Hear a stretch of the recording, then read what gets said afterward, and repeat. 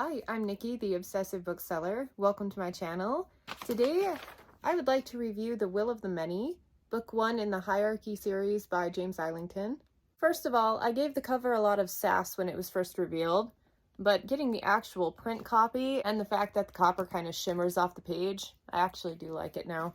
This book solidifies James Islington as an all-time favorite author. I really loved Licanius because it had a classic fantasy feel, but it was told in a modern style with a lot of dynamic plot and interesting elements, very complex storytelling, to the point where you're not always exactly sure what's going on.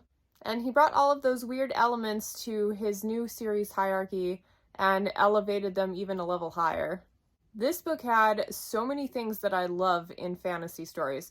It had school settings, elements of competition, training sequences, cool magic systems, basically a smorgasbord of everything that I love to read about, to the point where it made me a bit nervous. Like, I was reading it mostly through my fingers, like, please don't screw it up. Kind of a nervous wreck because the promises that he made on what he was going to deliver were so high that I'm like, if he messes this up, I'm going to be so disappointed. But have no fear, he did not mess it up.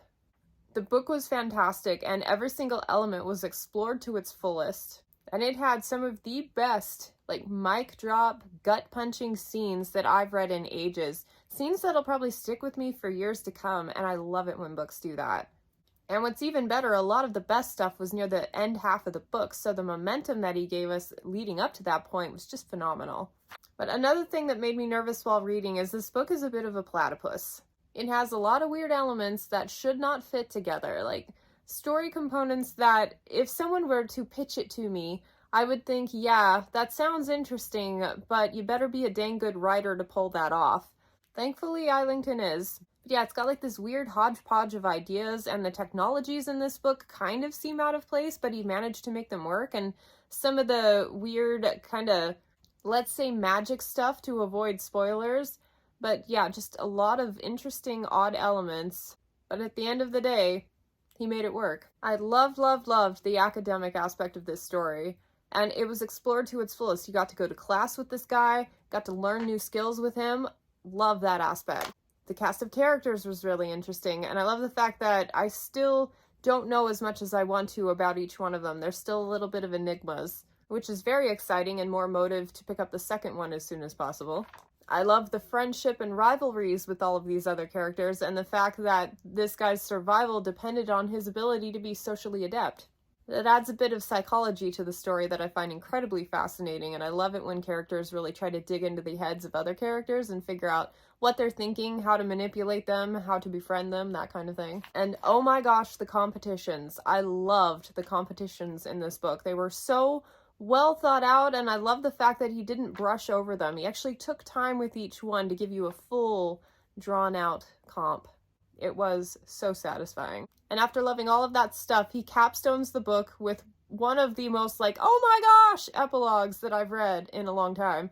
It was so good, and now I'm just, like, clamoring for the next book. I don't think it's been written yet. So what am I gonna do? I may even have to go back and reread this one just so I can get that great momentum going into the next one when it eventually comes out. Like, oh my gosh, I loved it. Final rating, like, as close to 5 stars out of 5 as I can think of. Probably landing at a 4.5 out of 5 stars. There were elements at the beginning that were just slightly too weird and kind of pulled me out of the story just a little bit, but it eventually got its flow.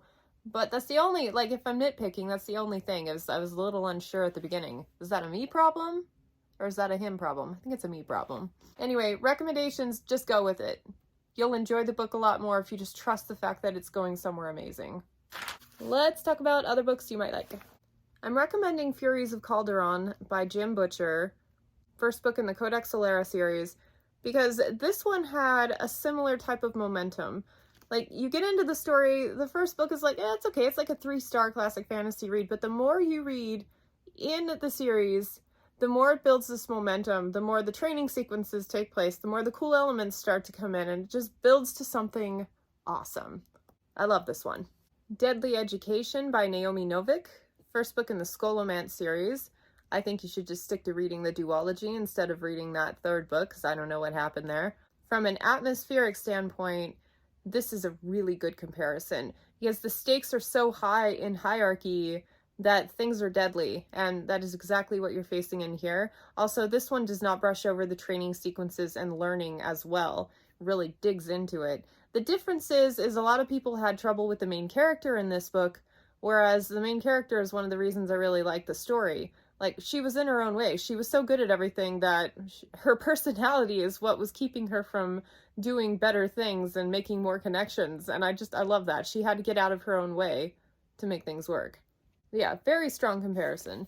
Empire in Black and Gold by Adrian Tchaikovsky, book 1 in the Shadow of the App series. I'm probably just going to be recommending this one as often as I can because I absolutely loved it. But from a world building standpoint and creating a bunch of hodgepodge things and making them work, and wild creativity and the military aspect of it, all of those things ring similar, and I kind of found a similar atmosphere in this one as well. So if you liked the fighting sequences in Will of the Many, like, this one would be a good pick. If you liked the spell work in Will of the Many, Spellwrite by Blake Carlton. Read this one recently, and it's a magic academic fantasy, and it was a lot of fun. I really liked there's these gargoyles, complex magical spells that manifest as gargoyles in this story, and there was a lot of really cool elements, so I think this one would be a fun pick. This is a lot more lighthearted and kind of easier to read than Will of the Many, but, you know, who doesn't love academic settings? And then finally, Sufficiently Advanced Magic by Andrew Rowe. This is more of a progressive fantasy, but like the mazes that they run in the Will of the Many reminded me of some elements in Sufficiently Advanced Magic. And the main character was kind of similar, like really smart, although I didn't like him nearly as much. But if the competition element of the Will of the Many was your favorite part, I think you would also enjoy this book.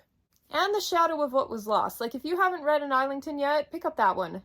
So that's it for this review. I want to take a minute to thank my patrons. Thank you so much for all of your support and interaction.